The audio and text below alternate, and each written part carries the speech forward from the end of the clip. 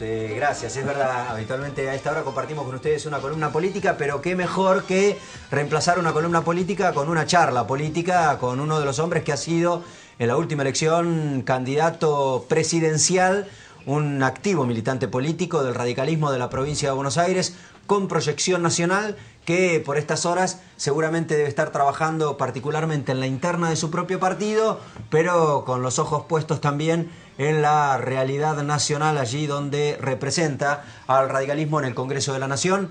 Hablamos del diputado nacional Ricardo Alfonsín, que tiene la gentileza de visitarnos. Martín, Ricardo, gracias por estar. No, al contrario, gracias a vos, Albino. No, resulta fácil a veces ir a otros programas, así que te agradezco mucho. Es cierto, mucho te agradezco. Es complicado a veces. No acá en la ciudad en particular. Sí. Sí.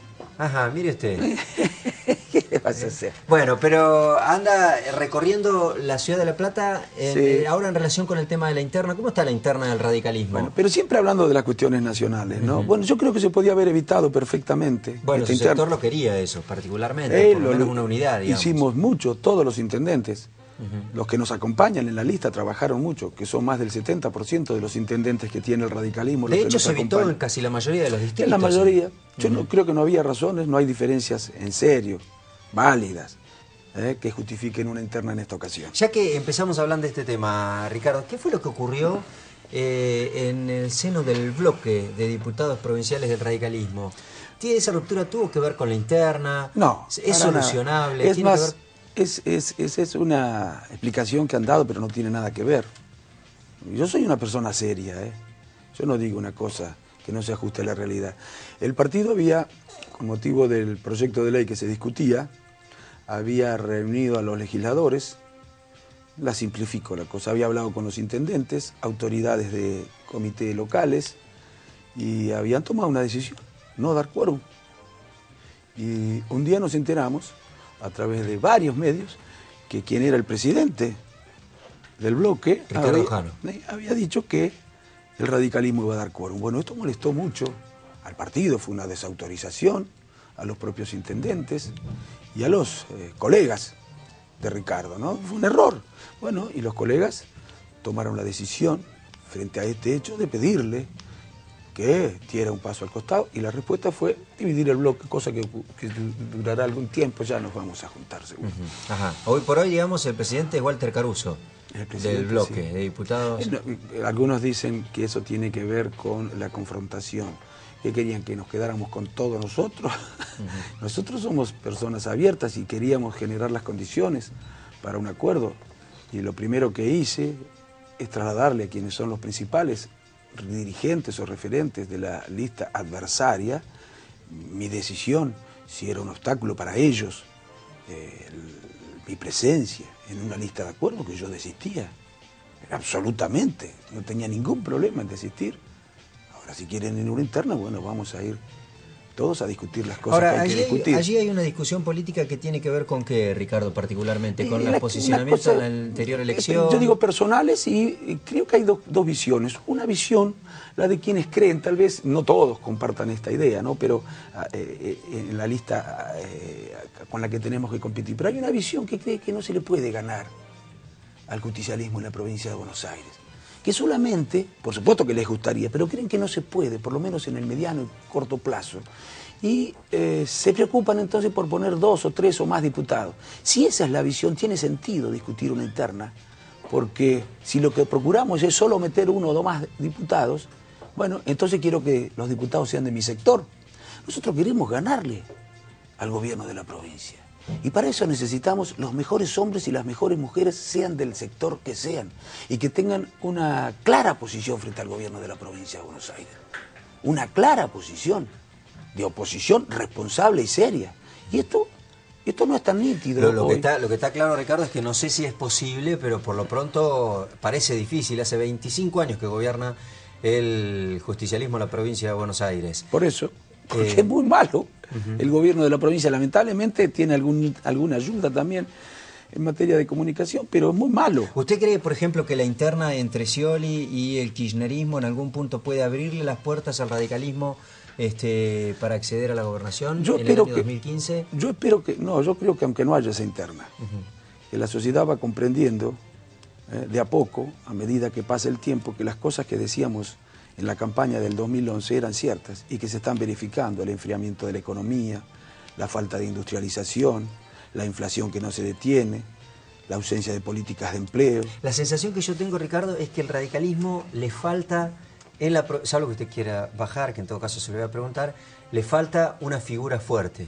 La tenía el radicalismo en las elecciones pasadas, cuando Ricardo Alfonsín, antes del acuerdo y demás, empezó, digamos, medio como que circulaba la creencia de que iba a ser candidato a gobernador en la provincia de Buenos Aires. En el marco del acuerdo y del posicionamiento de la proyección nacional de Ricardo Alfonsín, el radicalismo, me da la sensación, se quedó por aquel entonces y hoy por hoy sufre de esa falencia sin un hombre fuerte, la provincia, reconocido, con un candidato en la provincia. Bueno, a propósito de eso, Albino, quiero decir una cosa. Algunos dicen también que esta confrontación electoral tiene que ver precisamente con el acuerdo de la provincia de Buenos Aires, diciendo que ellos habían estado en contra. Con el que usted hizo con Francisco de Narváez. Con el peronismo. Con el peronismo disidente de la provincia de Buenos Aires. Ese argumento no es cierto. Si fuera cierto ese argumento, si los que dicen eso estuvieran hablando con sinceridad, no podrían explicar por qué van con Mario Meoni. Lo llevan como candidato a delegado a Mario Meoni, que fue el precursor de ese acuerdo. O con Cachi Gutiérrez, que fue otro precursor de ese acuerdo. O con el mismo Leopoldo Moró, que fue el dirigente provincial más entusiasta respecto de ese acuerdo. Claro, porque si uno dijera, bueno, de ese lado está Storani, Valle Cáceres, porque en su momento... Tampoco lo de Storani es cierto. Porque Storani se opuso, pero Storani al mismo tiempo acompañaba candidatos presidenciales que proponían en el radicalismo un acuerdo con Macri, con De Narváez, con Duhalde, y eso estaba en los diarios. Así que tampoco... Bueno, pero fue públicamente por lo menos el dirigente radical que más se opuso, digamos. Fue una cuestión de cargos. Mire, yo lo que creo que nosotros tenemos que ser muy honestos cuando debatimos, porque si no confundimos al afiliado. Y no se puede decir una cosa que nada tiene que ver con la realidad. De la misma manera que dicen que llevamos al radicalismo al abismo, como si la crisis del radicalismo hubiera empezado en el 2011. La crisis del radicalismo empieza en el 2001.